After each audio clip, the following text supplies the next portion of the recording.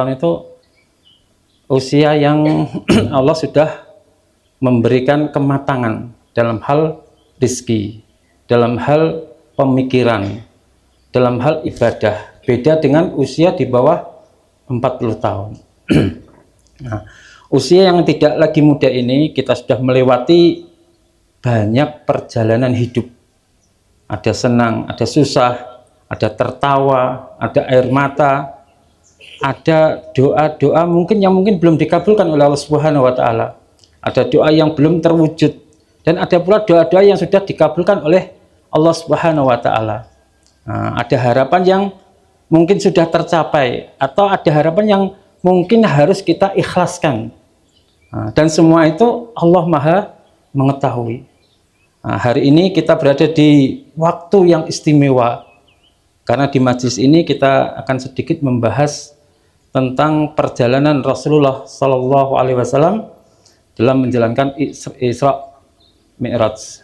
Nah, ini mungkin sering dikaji peristiwa Isra Mi'raj dalam berbagai macam majelis. Akan tapi di sini kita akan membahas bukan hanya sejarah, bukan hanya kisah luar biasanya Rasulullah Sallallahu Alaihi Wasallam ketika dijalankan dari Mekah menuju Baitul Maqdis, kemudian diangkat sampai langit ke-7, tapi bisa menjadikan penghibur bagi kita. Jadi Isra Mi'raj, bapak-bapak, ibu-ibu, Isra Mi'raj itu terjadi di saat Nabi tidak dalam keadaan senang, tapi Nabi dalam keadaan susah. Beliau, Rasulullah SAW, di tahun itu terkenal dengan Amul Husni. Apa itu Amul Husni? Tahun kesusahan. Karena apa? Karena istri tercinta beliau, yaitu Khadijah, Ibunda Khadijah radhiyallahu anha, wafat. Istri pendamping hidupnya yang mendukung dakwah-dakwah beliau saat itu wafat. Kemudian paman beliau, yaitu Abu Thalib, paman yang selalu melindungi Rasulullah Sallallahu Alaihi Wasallam dalam dakwahnya, juga tahun itu wafat. Dua pelindung dari Rasulullah Sallallahu Alaihi Wasallam wafat semua pada tahun itu. Dakwah beliau ditolak, ya kan? Bahkan Nabi dihina. Bahkan ketika beliau pergi ke Taif, karena di Mekah saat itu benar-benar Rasulullah itu diboikot. Dakwahnya tidak diterima, bapak-bapak, ibu semua. Kemudian beliau datang ke Taif, berharap penduduk Taif menerima dakwah beliau. Tapi ternyata di Taif Rasulullah SAW justru dilempari batu. Bayangkan orang yang kita sampai sekarang kita belajar dari akhlak beliau, begitu orang yang amanah, orang yang tulus, orang yang berdakwah, ketika mendakwahkan apa yang sudah menjadi perintah Allah Subhanahu wa taala ternyata ditolak. Tidak hanya ditolak, tapi dilempari batu. Rasulullah dilempari batu oleh penduduk Taif. La haula wala quwata illa billah. Sampai kaki beliau itu bengkak dan berdarah-darah. Nah, ternyata dalam keadaan seperti itu Allah Subhanahu wa taala tidak meninggalkan Nabiullah Sallallahu Alaihi Wasallam. Allah menghibur beliau dengan peristiwa yang luar biasa, yaitu Isra Mi'raj. Ketika beliau, ini bisa kita ambil kesimpulan. Terkadang Bapak Ibu semua, ketika kita dicoba oleh Allah dengan kehidupan yang sangat susah, mungkin bagi bapak-bapak usahanya dalam mencari mengais rezeki tahun ini benar-benar jatuh.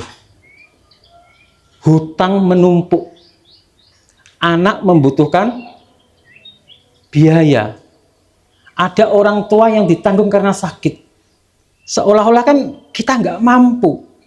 Tapi ketika Allah memberikan kita cobaan yang begitu berat, maka Allah pasti akan memberikan jalan keluar. Sama seperti Rasulullah Sallallahu Alaihi Wasallam di Mekah ditolak, datang ke Taif, istrinya yang mendukung dakwahnya dipanggil oleh Allah.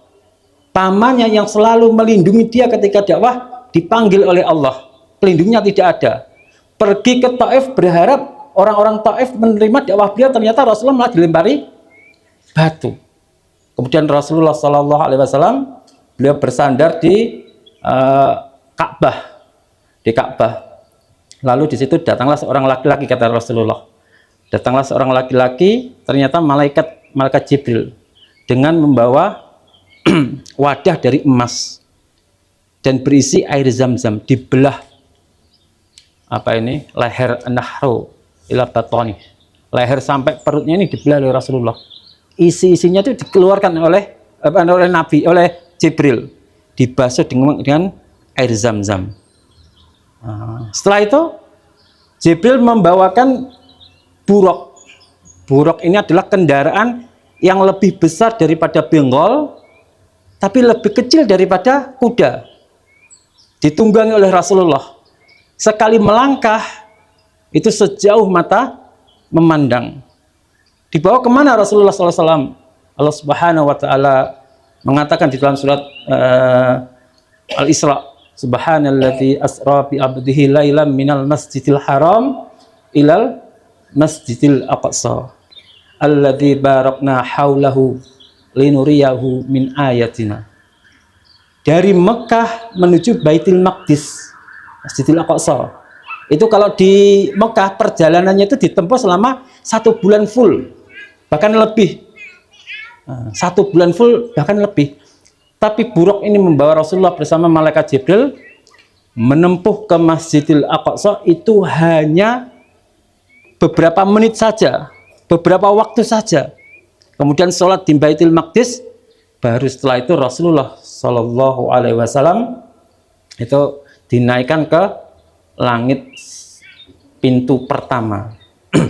Di sini Rasulullah dalam ayat ini Allah menyebut Nabi sebagai min ibadihi, dari hamba-hambanya. Berarti Nabi saat itu bukan sebagai orang yang kaya, bukan sebagai seorang raja, bukan sebagai seorang penguasa, bukan orang besar.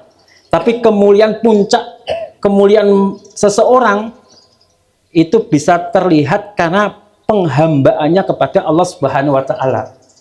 Terkadang bapak-bapak, ibu-ibu, kesusahan kita, masalah kita, problem yang kita hadapi, cobaan yang kita hadapi, kita lihat sejauh mana kita dengan Allah Subhanahu Wa Taala. Kita koreksi coba.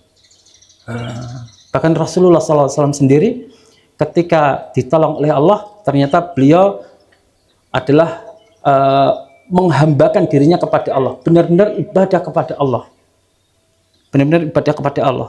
Nah, para ulama tafsir menjelaskan tentang pembelahan dada Rasulullah dan dibersihkan hatinya, isinya dibersihkan ketika menuju perintah Allah. Ini digambarkan ketika kita memang menghadapi Allah, berhadapan dengan Allah. Untuk melakukan ibadah kita harus membersihkan hati kita. Contohnya kita akan pergi ke Masjidil Haram misalkan, bapak ibu yang mau umroh, mau haji. Nah, itu kan terkadang kita ke Masjidil Haram untuk ibadah haji misalkan. Jangan sampai pengen disebut sebagai Pak Haji. Aku nek mulai tekan Mekah berhaji, nek gak disebut Bu Haji atau Pak Haji, gak belum.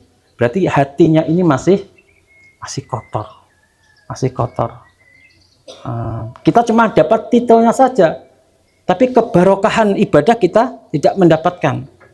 Ketika kita dicoba oleh Allah Subhanahu Wa Taala dengan beberapa cobaan yang menurut kita berat, maka Bapak Ibu semua, koreksilah ibadah kita, niat kita, hati kita masih sudah bersih atau belum? Kenapa masalah ini datang, cobaan ini datang? Kita langsung kepada Allah, ibadah kepada Allah, taubat kepada Allah, menceritakan kesusahan-kesusahan kita kepada Allah, dan Allah pasti akan memberikan bantuan. Ini kemudian Rasulullah SAW ketika akan akan diangkat ke langit pertama, itu tetap menaiki buruk. Itu perjalanan setelah Rasulullah sholat 2 rakaat.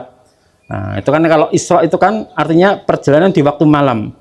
1 malam perjalanan di waktu malam dari Mekah menuju Madinah. Padahal itu perjalanan kalau di orang-orang Makkah saat itu perjalanan 1 bulan, tapi Rasulullah dengan menggunakan atau menaiki buraq itu hanya 1 malam saja. Kemudian diangkat ke langit, Mi'raj itu diangkat ke langit. Nabi Muhammad SAW didampingi malaikat Jibril diangkat ke langit saf pertama. Kalau dalam tafsirnya itu antara langit saf pertama, antara langit ke-7 itu perjalanan 50.000 tahun. 50.000 tahun. Ada lagi yang menjelaskan antara langit pertama sampai langit dunia sama udunya sampai langit ke seterusnya, sampai langit kedua, ketiga, keempat. Ada lagi yang menjelaskan setiap saf itu, setiap langit itu 50.000 tahun. Ternyata Rasulullah hanya pada waktu malam itu bersama malaikat Jibril bisa menaiki langit ke pertama. Di langit pertama beliau ketemu dengan Nabi Adam alaihi salatu wassalam. Kemudian di belakang Nabi Adam Rasulullah melihat roh-roh anak cucunya Nabi Adam. Di sebelah kiri itu yang dikodar masuk ke dalam neraka, di sebelah kanan yang dikodar masuk ke dalam surga. Ditampakkan, Allah menampakkan. Kemudian naik lagi ke langit saf 2. Nah, di langit saf 2 beliau Rasulullah SAW dipertemukan dengan Nabi Isa dan Nabi Yahya alaihimussalatu wassalam. Jadi para nabi di situ dikumpulkan. Nabi Isa saat itu memang belum mati. Nabi Isa diangkat oleh Allah di langit saf kedua bersama Nabi Yahya. Nanti di akhir zaman Nabi Isa itu akan diturunkan ke langit. Kenapa diturunkan ke langit? Nah, karena untuk membenarkan agama yang dibawa oleh Rasulullah SAW. Inna dina indallahil Islam. Maka ketika Nabi Isa datang ke langit dunia, umat-umat yang mempercayai Nabi Isa saat itu masuk Islam semua. Kalau umat-umat Nasrani masuk Islam semua, yang semula mereka menghalalkan babi, menyembah salib, ya kan? Akhirnya dengan datangnya Nabi Isa, dan Nabi Isa mengatakan bahwa agama yang diterima oleh Allah, agama Islam, semuanya mau Islam. Otomatis salib-salib itu terpotong. Otomatis tidak ada yang memakan babi. Dan musuh terakhir apa? Yahudi. Sebagai musuh terakhir dari kaum muslimin. Kemudian naik lagi ke saf 3.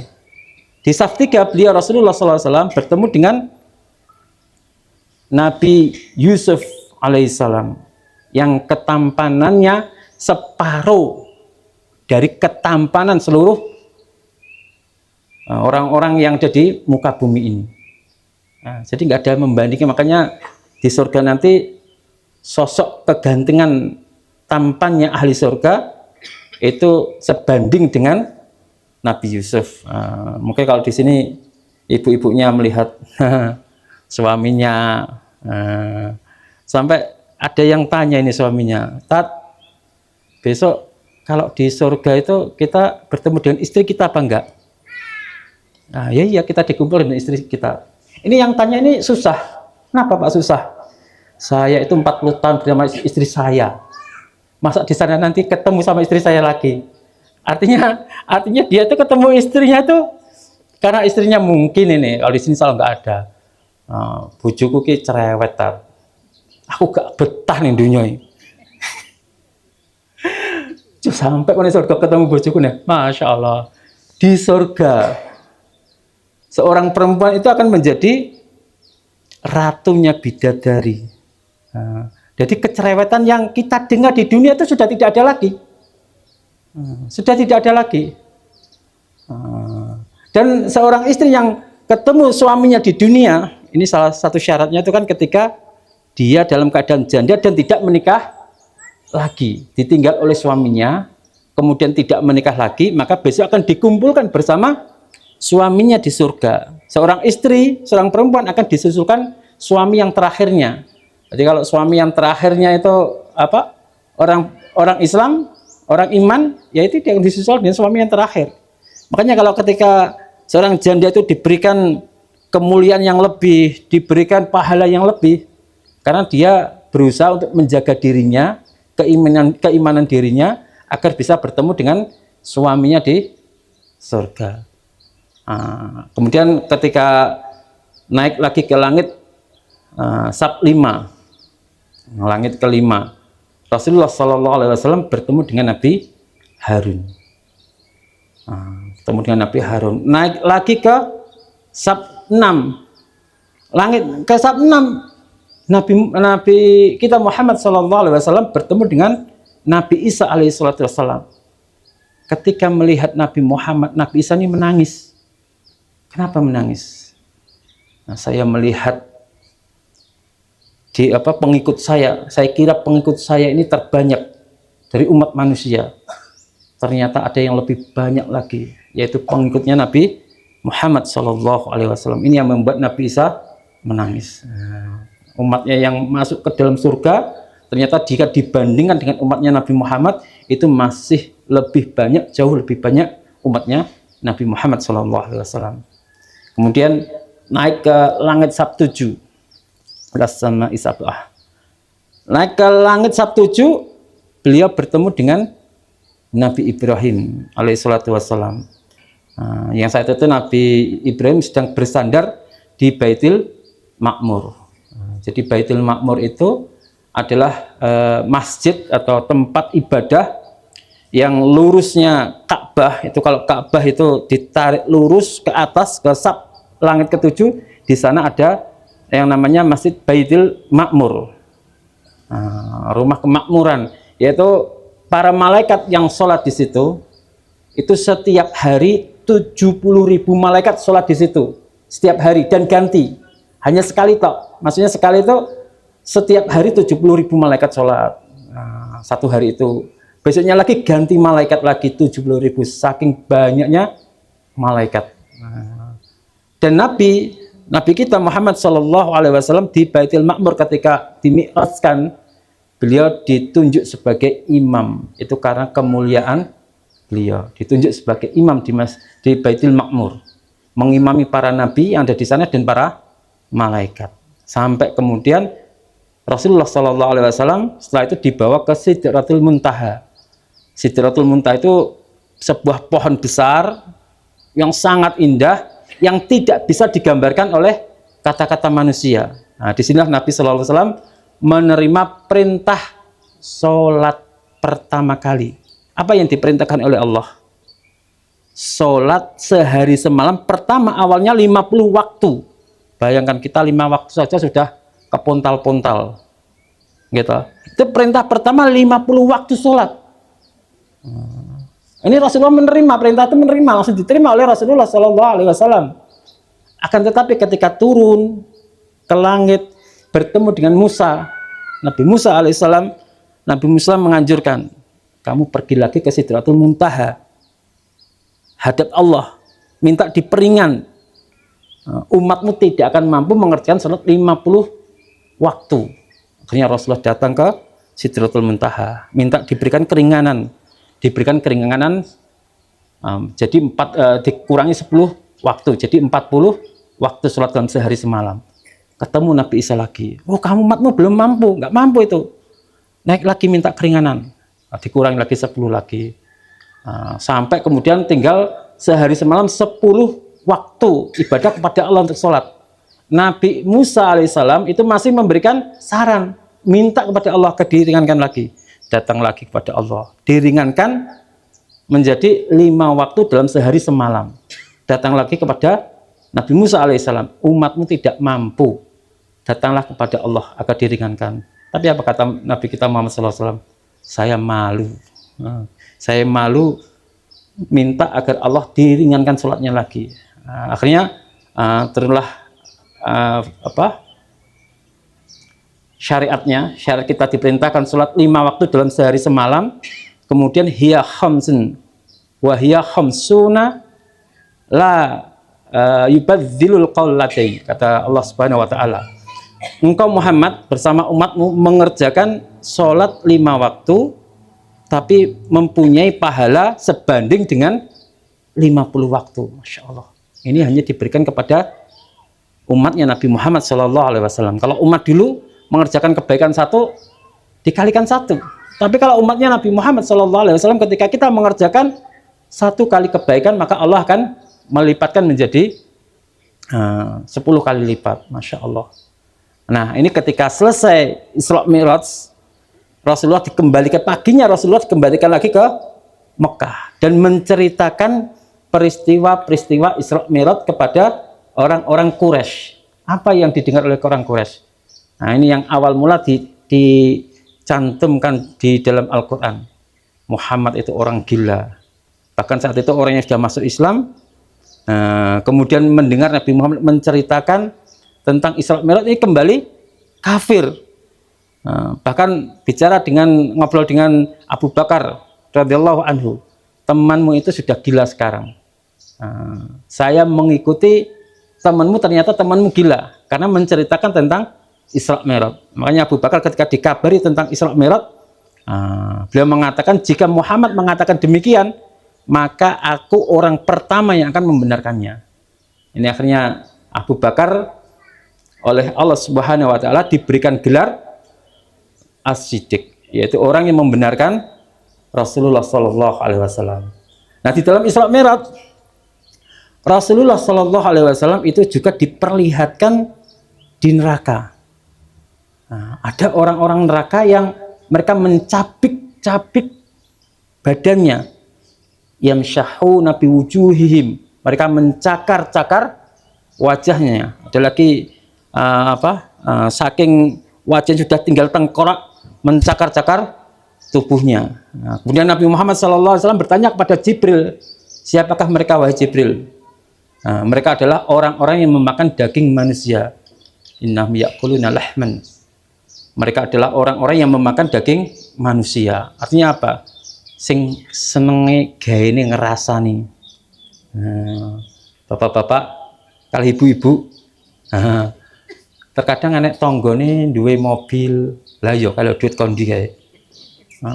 Jadi kalau ngorek untuk mencari kesalahan tetangganya itu nomor satu. Padahal di akhirat, Masya Allah, orang-orang yang suka menjatuhkan kehormatan kaum muslimin ini oleh Allah disiksa di dalam neraka. Maka bapak-bapak dan ibu-ibu, Isra Mi'raj itu bukan hanya kisah dari Nabi kita Muhammad SAW, tetapi cermin untuk hidup kita. Jadi hidup berat, ketika kita menghadapi hidup berat, kita lihat ternyata Rasulullah SAW, orang yang paling mulia, ternyata juga diuji oleh Allah Subhanahu wa Ta'ala. Kalau kita merasa lelah, ingat, berarti sholat kita, dilihat sholat kita, permasalahan banyak, kita merasa lelah, lihatlah sholat kita. Terkadang sholat kita bolong-bolong. Rasulullah SAW itu ketika capek, keadaan capek, itu berkata kepada Bilal, "Ai Bilal, ya Bilal, arihna bisolah." Wahai Bilal, istirahatkanlah kita dengan sholat. Artinya adzanlah. Kita perlu waktu untuk sholat. Jadi justru capek itu akan hilang ketika kita sholat. Capek itu apa? Capek pikiran, capek tenaga, itu hilang ketika kita sholat. Karena sholat itu as-sholatu imaduddin. Sholat itu adalah tiangnya agama. Siapa yang bisa menjaga sholat, maka Allah akan menjaga perkara-perkaranya orang tersebut. Perkara-perkara kita yang kita hadapi, urusan-urusan kita yang kita hadapi tercerai-berai kelihatan banyak, tapi ketika kita menjaga sholat, Allah akan menjaga kita. Bapak-bapak dan ibu-ibu, mungkin di usia muda kita semangat bekerja, kuat bekerja. Tapi di usia kita yang sudah tua, yang sudah melebihi 40 tahun, yang menguatkan kita justru adalah sholat. Karena sholat itu perintah pertama kali kepada Rasulullah Shallallahu Alaihi Wasallam.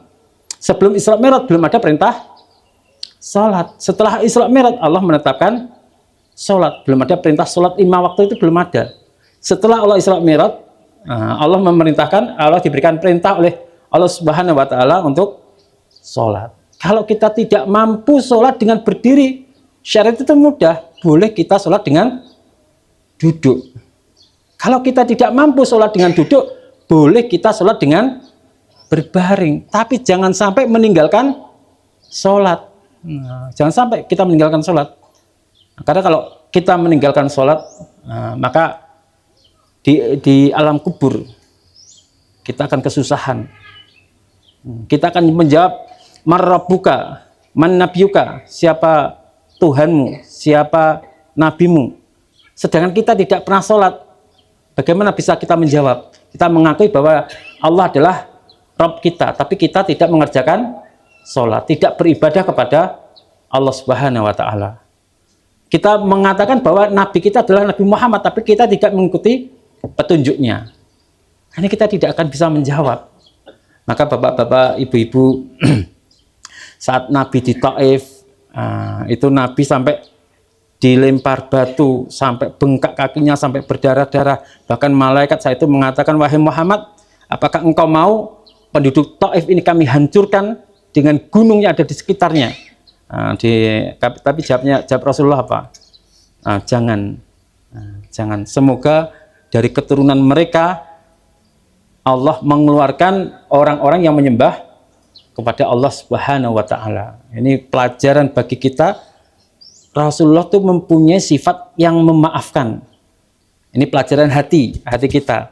Orang yang dekat dengan Allah, maka hatinya itu akan semakin lembut, bukan semakin keras. Maka bapak-bapak, ibu-ibu, ketika kita mempunyai masalah dengan sesama manusia, hablum minanas, suami dengan istrinya, orang tua dengan anaknya, mertua dengan menantunya, maka berusahalah kita memberikan sifat pemaaf.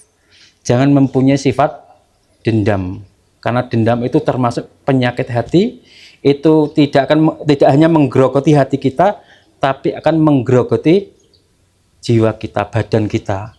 Maka banyak sekali penyakit-penyakit di dunia yang dokter itu tidak bisa menebak ini sebenarnya sehat secara medis, tapi ternyata rusak secara rohani, ya karena punya penyakit-penyakit hati. Semua pasti mempunyai masalah. Ada yang punya masalah dengan saudara, ada yang punya masalah dengan anak, ada yang bermasalah tentang warisan, ada luka lama yang belum terselesaikan. Kalau marah ini disimpan, dendam ini disimpan, yang capek itu sebenarnya bukan orang lain, tapi diri kita sendiri. Berarti kita tidak sayang dengan diri kita sendiri. Maka sama seperti Nabi, ketika Nabi dimusuhi, disakiti, justru Nabi memberikan maaf. Maka kalau di kehidupan masyarakat ini sering terjadi beda pendapat, mungkin di kampung, tokoh-tokohnya sering terjadi salah paham dan membuat sakit hati. Nah, Nabi kita Muhammad SAW itu mengatakan orang yang kuat itu bukanlah orang yang menang dalam bergulat, tapi orang yang kuat adalah orang yang kuat di dalam menahan marahnya. Maka ketika kita marah dalam keadaan berdiri, Nabi merintahkan apa? Supaya duduk. Ketika duduk itu masih ada emosi, marah itu membara, Nabi mengatakan supaya berbaring. Kalau berbaring kita masih punya emosi, masih punya api amarah, maka silahkan mengambil air wudhu. Karena marah itu datangnya dari setan, dan setan itu tercipta dari iblis. Makanya di sini bapak-bapak, ibu-ibu yang saya hormati, mungkin ini sudah jam 6 dereng, jam 7 nggih. Sudah jam 7. Bapak-bapak, ibu-ibu yang saya hormati, ini sekelumit kisah tentang Isra Mi'raj. Kita ambil ibarahnya, ternyata ketika seseorang oleh Allah diberikan cobaan yang luar biasa, berarti Allah akan menyiapkan sesuatu yang luar biasa. Jika saat ini kita menghadapi masalah yang luar biasa, yang berat, yang kita pikir seolah-olah kita nggak mampu, berarti kita husnudzon kepada Allah. Dengan tawakal kita, dengan husnudzon kita, Allah pasti akan memberikan jalan keluar dan akan memberikan kemuliaan untuk kita semua. Demikianlah yang bisa kami sampaikan di kesempatan yang singkat dan penuh barokah ini. Apa yang baik dan benar itu datangnya dari Allah Subhanahu wa taala, dan jika ada kekurangan itu semata-mata keterbatasan diri saya. Mudah-mudahan apa yang kita dengarkan tentang kisah Isra Mi'raj ini tidak hanya berhenti di telinga kita, tetapi bisa masuk ke dalam hati kita, menjadi pengingat untuk kehidupan sehari-hari kita, dan menjadi bekal ketika kita menghadap kepada Allah Subhanahu wa taala. Mari kita jaga sholat kita, karena Isra Mi'raj itu perintah tentang sholat. Rasulullah menerima wahyu tentang sholat, maka kita jaga sholat kita. Kita juga jaga lisan dan hati kita. Jangan sampai lisan kita menyakiti orang lain, dan jangan sampai hati kita menyimpan rasa sakit karena ucapan orang lain. Jangan sampai. Dan mari di sisa umur kita, kita penuhi dengan amal-amal solih dan kebaikan, karena kita nggak tahu umur kita sudah berapa. Rasulullah SAW mengatakan, inna umri ummati baina sittina sana ila sab'ina sana. Sesungguhnya umur dari umatku itu antara 60 sampai 70 tahun. Dan yang melebihi 70 tahun itu adalah kelebihan. Maksudnya diberikan kebarokahan. Yang mempunyai umur lebih dari 70 tahun dan mampu untuk mengerjakan ibadah, Allah memberikan pahala yang lebih. Pahalanya lebih banyak daripada yang di umur di bawahnya. Karena diberikan kelebihan. Maka di umur kita, misalkan umur kita ini 69 tahun nyun sewu. Rasulullah ngendikane umure umatnya 60 sampai 70 tahun. Berarti aku diwenehi sisa 1 tahun. Itu sebenarnya pengingat. Allah sudah mengirimkan tanda-tanda. Apa tanda-tandanya? Uban yang ada di rambut kita. Kemudian rasa capek tubuh kita sudah tidak sekuat dulu. Itu merupakan tanda-tanda dari pesan kematian dari Allah Subhanahu wa taala. Maka kita harus mengepolkan ibadah kepada Allah, harus mengepolkan amal-amal baik, amal-amal soleh, sehingga ketika kita dipanggil oleh Allah Subhanahu wa taala, kita menjadi orang yang benar-benar diampuni dosa-dosanya dan diberikan kebarokahan berupa pahala yang luar biasa. Akhir kata, saya mohon maaf apabila selama penyampaian ada tutur kata yang kurang berkenan. Semoga majelis ini dicatat oleh Allah, semoga majelis ini diberkahi oleh Allah Subhanahu wa taala, dosa kita diampuni oleh Allah Subhanahu wa taala, dan kita semua kelak dikumpulkan oleh Allah bersama Nabi kita Muhammad sallallahu alaihi wasallam di dalam surganya. Alhamdulillahirabbil alamin. Allahumma sholli ala Muhammad wa ala ali Muhammad. Ya Allah, kami sudah tua ya Allah. Dosa kami banyak ya Allah. Amal kami sedikit ya Allah. Ya Allah, ya Dzal Jalali wal Ikram. Ya Allah, ampunilah dosa-dosa kami ya Allah. Lembutkanlah hati kami ya Allah. Jika masih ada marah ya Allah, hilangkanlah ya Allah. Jika masih ada dendam ya Allah, hapuskanlah ya Allah. Jika masih ada luka ya Allah, sembuhkanlah ya Allah. Ya Allah, ya Dzal Jalali wal Ikram. Ya Allah, semoga dosa-dosa kami Engkau berikan, Engkau ampuni semua ya Allah. Lembutkanlah hati kami ya Allah. Jika masih ada dendam dan ada luka ya Allah, hapuskanlah ya Allah. Jadikanlah sholat kami ya Allah sebagai penenang ya Allah, penerang kubur kami ya Allah, dan penolong kami di akhirat ya Allah. Ya Allah, ya Dzal Jalali wal Ikram, janganlah Engkau wafatkan kami ya Allah kecuali dalam keadaan Engkau ridha ya Allah. Ya Allah, ya Dzal Jalali wal Ikram, akhiri hidup kami dengan iman, dengan hati yang bersih, dengan husnul khatimah ya Allah. Amin ya rabbal alamin. Rabbana ighfir lana dzunubana wa kaffir anna sayyi'atina wa tawaffana ma'al abrar. Rabbana la tuzigh qulubana ba'da idh hadaitana wa hab lana min ladunka rahmah innaka antal wahhab. Rabbana atina fid dunya hasanah wa fil akhirati hasanah wa qina adzabannar. Wa sallallahu ala Muhammad wa ala ali Muhammad walhamdulillahi rabbil alamin. Subhanakallahumma bihamdik asyhadu an la ilaha illa anta astaghfiruka wa atubu ilaik. Assalamualaikum warahmatullahi wabarakatuh.